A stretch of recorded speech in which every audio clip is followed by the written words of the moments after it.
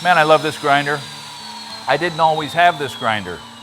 And you may not have a grinder like this yet, but if you've got an angle grinder, or you can pick up an inexpensive angle grinder or an expensive one, you can turn it into the equivalent of a bench grinder, only a good one, and a versatile one.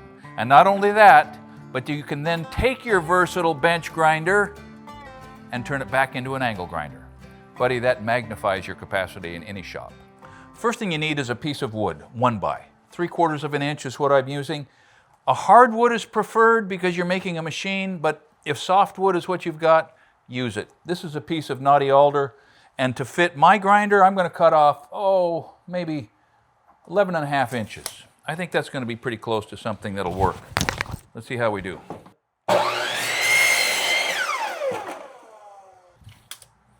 I'm going to clean this up down to 4¼ inches, maybe, with 2 straight sides.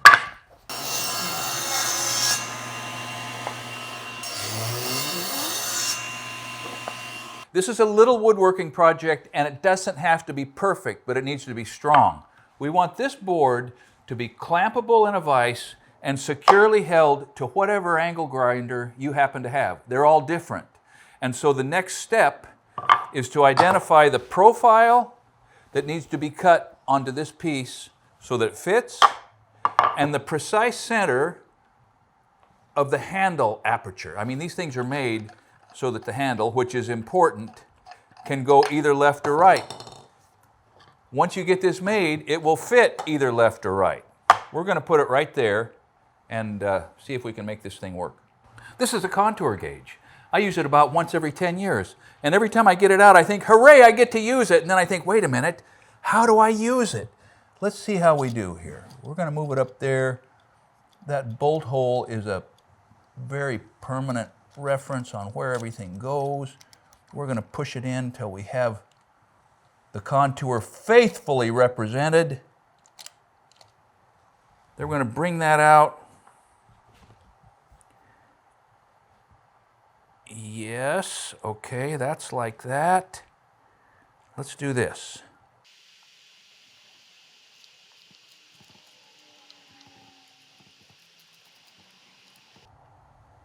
I think we're pretty representative. All right, so I'm going to use this square to transfer the center of the bolt all the way around the block, because we're going to freehand this, and we need all of the luck, all of the help that we can get. Eyeball center. Eyeball center. I'm going to spin the drill bit backwards to kind of just get a center mark, move it around till I like it. Same thing on the other side.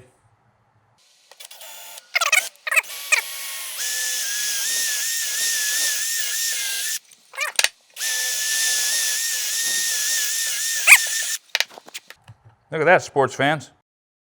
So one of the first questions you ought to be asking yourself is, what threads does my angle grinder need to put the handle on here?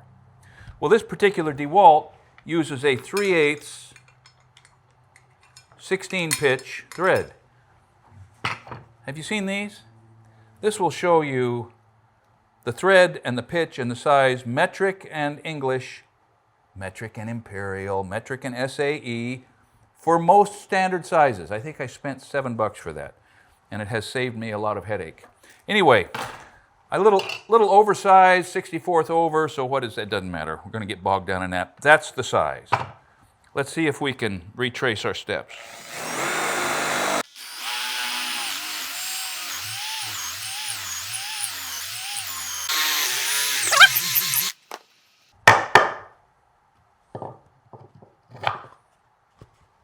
That's what we wanted. All right, so I'm going to cut out that funky shape. You could cut this with a coping saw or a scroll saw or maybe a keyhole saw, or you could whittle it with your pen knife if you want. But I'm going to use this little jigsaw, and I'm going to leave the line because it's easier to take some more out to make this fit up against the body of the angle grinder than it is to put any back.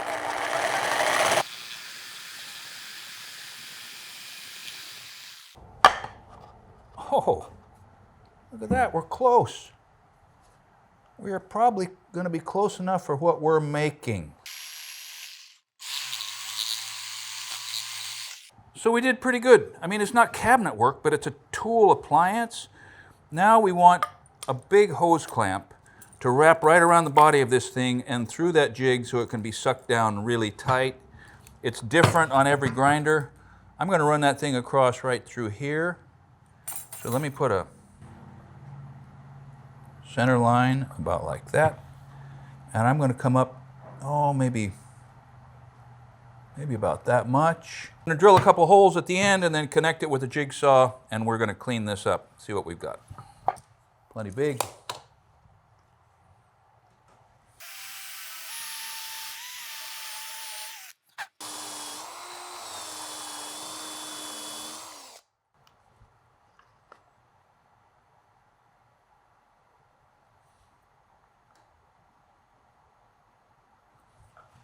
That's plenty big, maybe a little too big, but we don't care.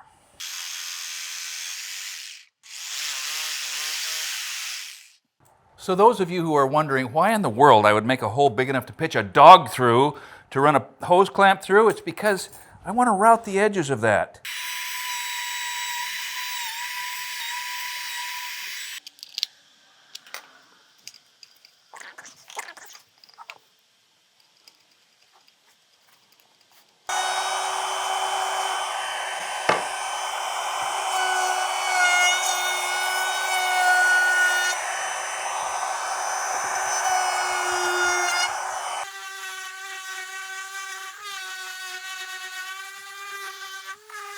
So here you go. It's got that board. You can put it in any vise that you've got. You tighten it down, and now you've got the equivalent of a bench grinder, except it's a better orientation. And there are dozens of wheels and polishing wheels and brushes and attachments. But here's what I just realized. I love my new DeWalt 6-inch brushless powerhouse, beautiful, beautiful grinder, except it doesn't have a lock in the on position, which almost obviates the whole exercise. So when you start gearing up for your angle grinder, make sure it's an old paddle switch or a slide switch or something that you can lock on. So we're going to do something so safe, that's a joke. And we're going to turn this on with a zip tie. Let's see how this works.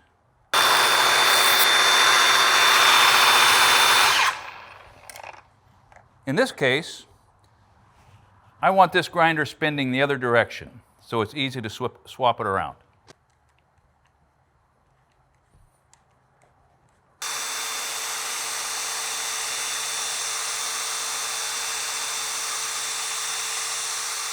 So we've just done a couple of videos about angle grinders, all the attachments, all the brushes, all the different types and rat tails and slide, you know, all of it. There's a wide assortment of sizes and features on angle grinders, and every one of them will do so much work. And every one of them will kill you if they get a chance. They are arguably the most dangerous tool in the shop, unless you clamp them into a vise, and they get better. So we talk about a lot of things just like this at the Essential Craftsman Academy. We have live interactive Zoom meetings twice a month, questions and answers and experts from all sorts of fields. We just have a great time showing each other what we're doing and answering the questions that we all have about some of the things that we're doing. So if that's interesting to you, check out the Academy. You can go to our website and find a direct route. And once you have an angle grinder ready to attach to a clamp, you're going to be amazed at the number of things that you can do that you just probably couldn't get done in any other way. It's part of the reward of craftsmanship, is solving the problems that come up in every project. Thanks for watching Essential Craftsman, and keep up the good work.